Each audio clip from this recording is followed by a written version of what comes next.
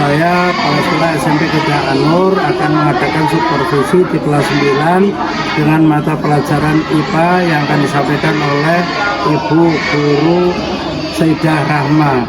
Mohon untuk dukungannya. Terima kasih.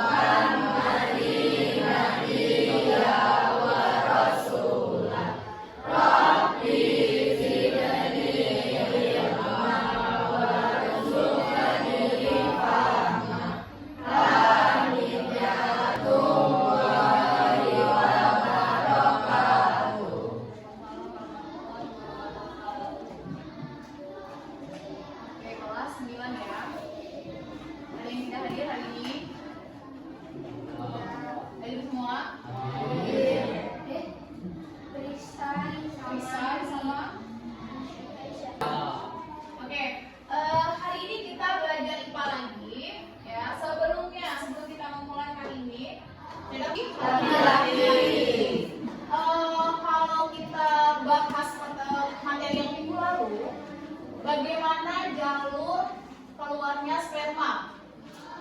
Ada yang bisa nggak? Testis. Apa? Siapa yang bisa? Testis. Testis, kemudian Epididymis. epididymis, Vas deferens. vas deferens, Vesicula. vesicula apa? Vesicula seminalis. Vesicula seminalis, Kelenjar prostat. kelenjar prostat, Kelenjar Cowper. Sama uretra. dan uretra. Oke, saya bilang ingat spermatogenesis itu apa? Proses pembentukan dan pengembangan sperma. Oke, hari ini anak-anak kita akan melanjutkan pembelajaran sebelumnya, ya, yaitu tentang organ reproduksi wanita dan juga oogenesis. Tapi sebelum itu, saya mau bantu kalian untuk mengingat terlebih dahulu ya tentang materi spermatogenesis. Oke, sambil kita ulas materi sebelumnya. Sudah siap belajar kan? Bukunya sudah dikeluarkan? Berapa?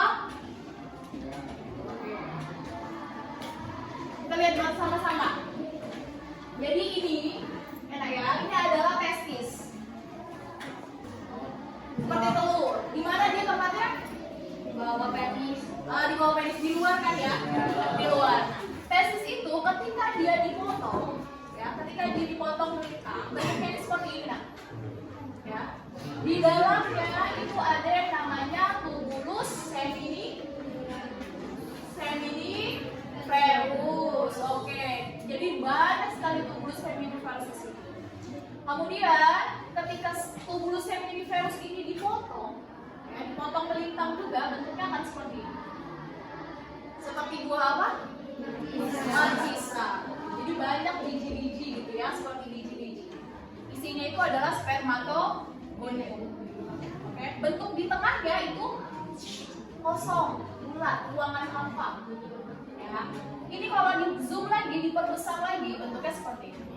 Dan ini adalah yang kita pelajari kemarin, yaitu tahapan dari spermatogenesis. Kalau dilihat di sebelah sini, nih, spermatogonium ini adalah urutannya ya. Dari awal spermatogonium, dia adalah 2N. Ada yang ingat 2N itu apa? 2N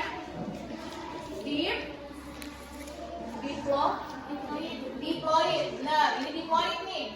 Jadi di awal dia diploid spermatogonium itu. Ya, kemudian dia mengalami pembelahan mitosis. Mitosis. Mana pembelahan ada dua kan? Apa? Mitosis dan meiosis. Ini di sini di awal mitosis dulu nih. Dia mitosis baru berubah menjadi spermatosit primer. Makanya kalau dia dari awal 2N, di sini juga 2N. Karena pembelahannya pembelahan mitosis. Ingat nggak kalau mitosis itu sama persis atau beda? Beda. Sama atau beda kalau mitosis? Sama dengan induknya kan? Makanya kalau dia 2N, di sini juga 2N. Barulah ke pembelahan selanjutnya, yaitu pembelahan meiosis 1. Ada yang ingat tahapannya Ada 4 tahapan, apa aja? Profase, Profase, anafase, anafase, profase, metafase, profase, metafase, anafase, telofase, profase. Itu yang pertama, ya. Dari 2N jadi N. Setelah dari induknya, baru ke bawah lagi mengalami meiosis juga dan terbentuklah spermatozoa atau yang biasa kita kenal dengan sperma. Nah, sperma ini bentuknya nggak imut kayak gini ya. Ada Oke, dari kemarin kita bahas tentang alat reproduksi laki-laki. Ada yang penasaran nggak? Gimana kalau yang wanita? Penasaran? Oke, kita bahas dulu yang wanita hari ini ya. Oke, kali ini kita akan membahas sistem organ reproduksi wanita. Ya, ada 2 yang akan kita bahas, organ reproduksinya dan oogenesis. Kalau spermatogenesis tadi kan pematangan sperma. Jadi kalau oogenesis kira-kira apa? Pematangan ovum, betul. Pematangan ovum. Nanti kita bahas.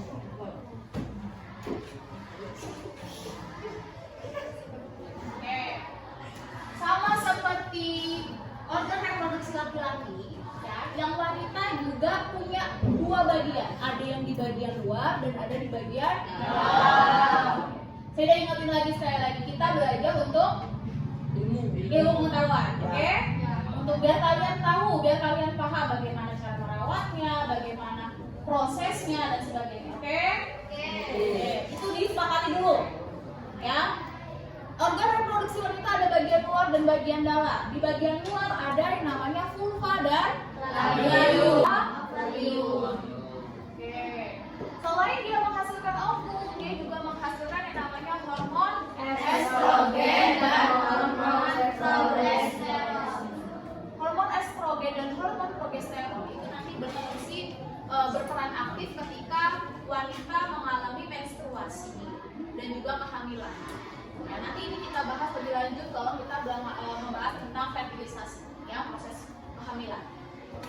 Nah, selanjutnya ini ada yang saluran ini, ya, namanya adalah tuba fallopi.